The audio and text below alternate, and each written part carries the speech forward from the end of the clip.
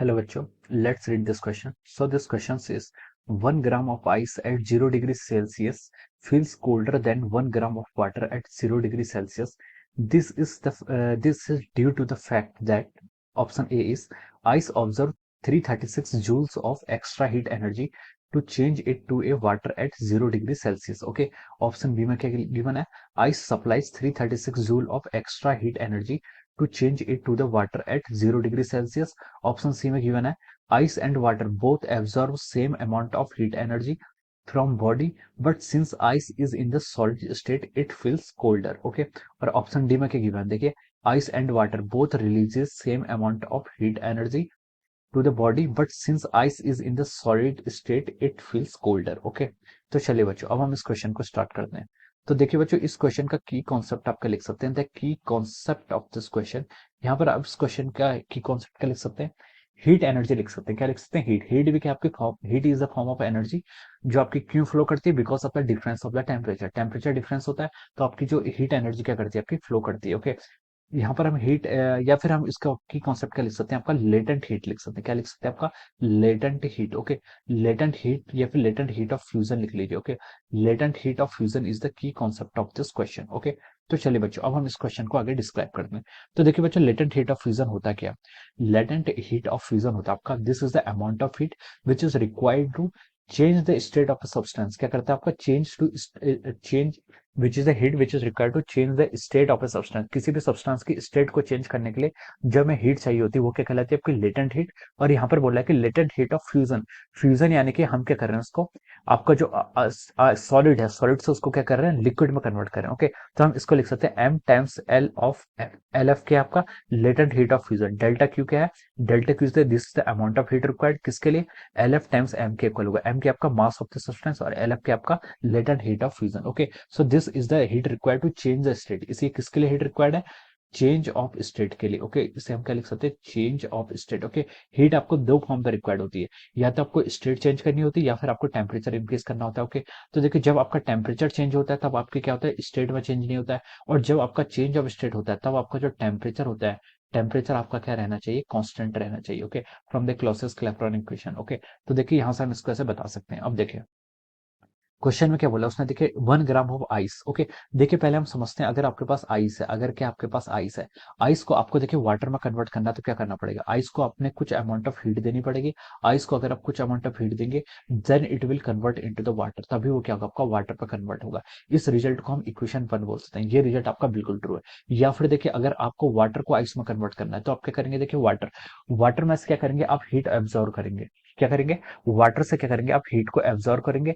यानी कि हम लिख सकते हैं माइनस डेल्टा क्यू हीट आपने एब्जॉर्व की then it will converted into ice. ये क्या हो जाएगा आपका? आइस पर कन्वर्ट हो जाएगा. ओके, तो देखिए अगर हम क्या कर रहे हैं देखिए सॉलिड से अगर हम लिक्विड फेस की तरफ कन्वर्ट करें, अगर हम क्या कर रहे हैं सॉलिड से लिक्विड, यानी कि हम आइस को वाटर में कन्वर्ट कर रहे हैं, फिर आपको क्या करना पड़ेगा? हीट यहाँ पर आपको क्या करनी पड़ेगी?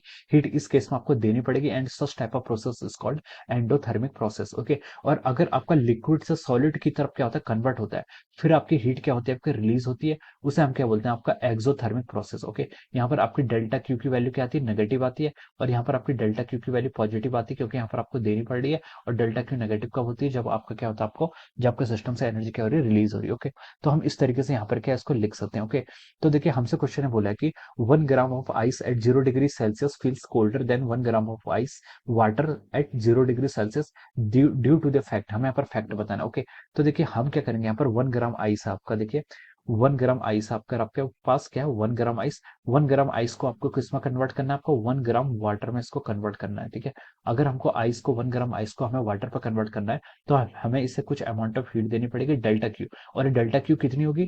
Delta Q is equal to over M times L F. M times L F की इक्वल होगी.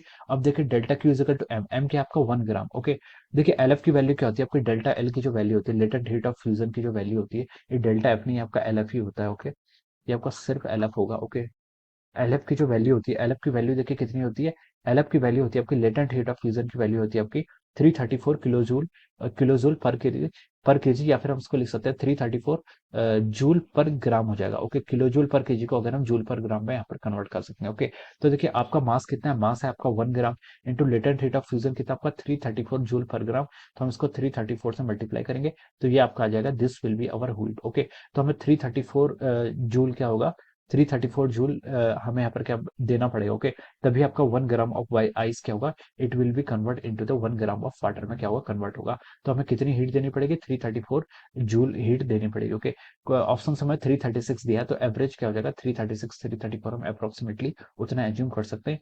या फिर हम लिख सकते हैं आपको डेल्टा क्यू कितनी देनी पड़ेगी, आपको 336 जूल आपको इतनी देनी पड़ेगी। Okay, so this will be the answer, एक हो जाएगा आंसर हो जाएगा। ओके, अब देखिए हम ऑप्शंस पर मैच करते हैं। ऑप्शन ए में क्या बोला, देखिए ice observe 336 joule of extra heat energy to change it to water at 0 degree Celsius. Okay, तो ये ऑप्शन बिल्कुल करेक्ट है, आइस क्या करेगी, ऑब्जर्व करेगी। ओके, डेल्टा क्यू उसको देना पड़ेगा, यानी कि तभी ऑब्जर्व करेगी, तभी आपका चेंज हो पाएगी स्टेट में। ओके, बी ऑप्शन ने बोला कि ice supply 336 joule of extra heat energy, ये रॉन्ग हो जाएगा। ओके, या आप ऐसा बोल सकते हैं अगर वाटर सप्लाई करे आइस को तब भी ये क्या हो जाएगा, कन्वर्ट हो जाएगा। ओके, लेकिन ये आपका यहाँ पर आइस सप्लाई से लिखा है, ये आपका क्या हो जाएगा, रॉन्ग हो जाएगा। ओके, सी ऑप्शन ने बोला कि ice and water both absorb same amount of heat energy from body but the same ice is in the solid state it feels colder. Okay, ऐसा कोई कॉन्सेप्ट नहीं है। ओके, स्टेट के basis पर हम कोल्डनेस को हम नहीं बता सकते, तो सी ऑप्शन रॉन्ग हो जाएगा। डी ऑप्शन ने बोला कि ice and water both releases same amount of heat energy to the body, ये भी आपका रॉन्ग हो जाएगा। ओके, आपकी अमाउंट ऑफ हीट किस पर डिपेंड करती है, लेटेंट हीट ऑफ फ्यूजन और लेटेंट हीट ऑफ वेपराइजेशन पे डिपेंड करती है। ओके,